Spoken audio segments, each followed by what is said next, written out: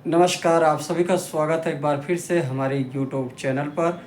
तो चैनल पे नए हैं तो प्लीज़ चैनल को सब्सक्राइब कर लीजिएगा और लाइक शेयर ज़रूर कीजिएगा, कमेंट ज़रूर कर दीजिएगा।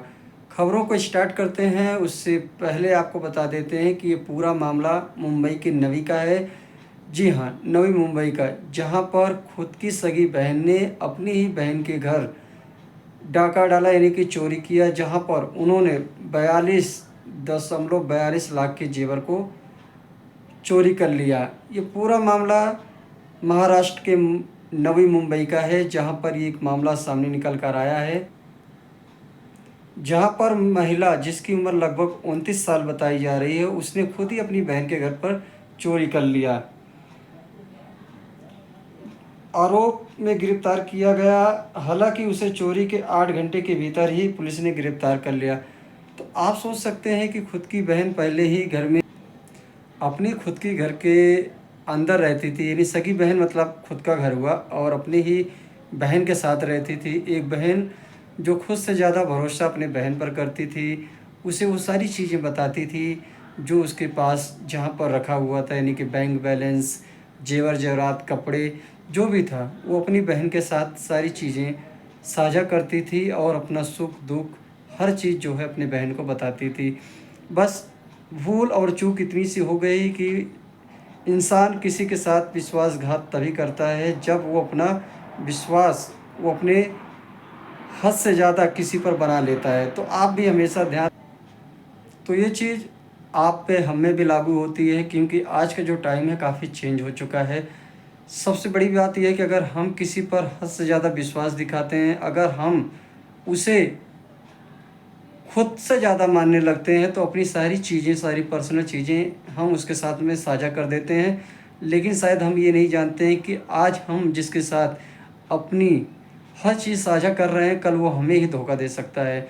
तो ये विशेष करके आप ध्यान दीजिएगा आप सभी के लिए, क्योंकि ये जो मुंबई के नवी से आया हुआ मामला है, ये कोई छोटा-मोटा मामला नहीं है। यहाँ पर 44.42 लाख के जेवर, जिस पर खुद की बहन ने हाथ साफ कर दिया। ये तो गनीमत हुई, अच्छी हुई कि जब इसकी खबर बहन को पता चला, तब उन्होंने नज़दीकी पुलिस थाने में इसकी सूचना दी और पुलिस ने बड़ी ही मुस्तैदी के साथ 8 घंटे के अंदर ही चोर को गिरफ्तार कर लिया। और जो जेवरात इन्होंने चोरी किए थे, हालांकि वो पुलिस को बरामद हो चुके हैं।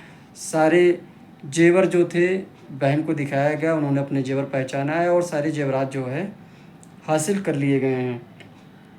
शुक्रवार को जानकारी दी गई, एक अधिकारी ने बताया कि नवी मुंबई निवासी आरोपी को 31 अगस्त को मुरबा इलाके में अपनी ही बहन के घर में हुई चोरी के सिलसिले में गिरफ्तार किया गया था।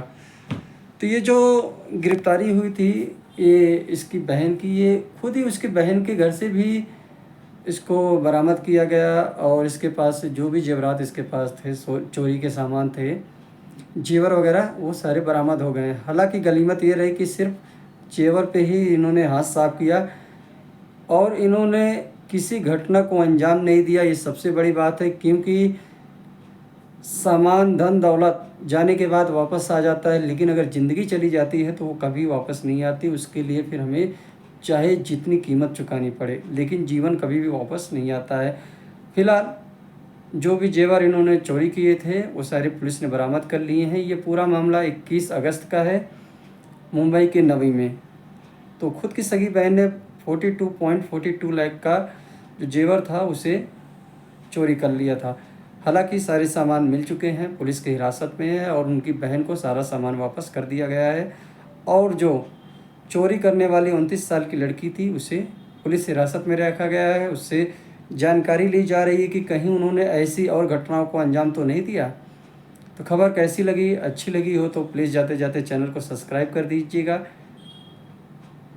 हम जानते हैं कि हमसे कुछ भूल हुई होगी, गलती हुई होगी, क्योंकि ये हमारा भी स्टार्टअप चैनल है और इस चैनल को मैं अकेले ऑपरेट कर रहा हूँ। उसके साथ साथ मुझे बहुत सारे काम और जिम्मेदारियां हैं, जिसको निभाते हुए मैं इस चैनल को आगे ले जाने के लिए प्रयास कर रहा हूँ। लेकिन अगर आप थोड़ा सा सपोर्ट करेंगे, अपने 30 सेकंड हमें देंगे, जाते जाते हमारे चैनल को अगर सब्सक्राइब कर देंगे तो हमें बहुत ही खुशी होगी और मैं इस चैनल को बहुत बड़ा बना के वहाँ तक ले जाना चाहता हूँ जहाँ पर मैं गरीब और असहाय लोगों की मदद कर सकूँ।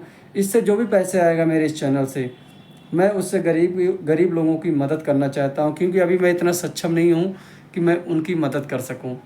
तो सपोर्ट कीजिए, अपना प्यार आशीर्वाद दीजिए, जो गलती हुई हो उसको क्षमा कीजिए, क्योंकि गलती तो हुई है, वो मुझे भी पता है कि मैं अभी एक नया यूट्यूबर हूँ, यूट्यूब पर अपनी बात लेकर आया हूँ, रखने के लिए आया हूँ, तो गलती तो होगी क्योंकि मेरा भी स्टार्टअप है।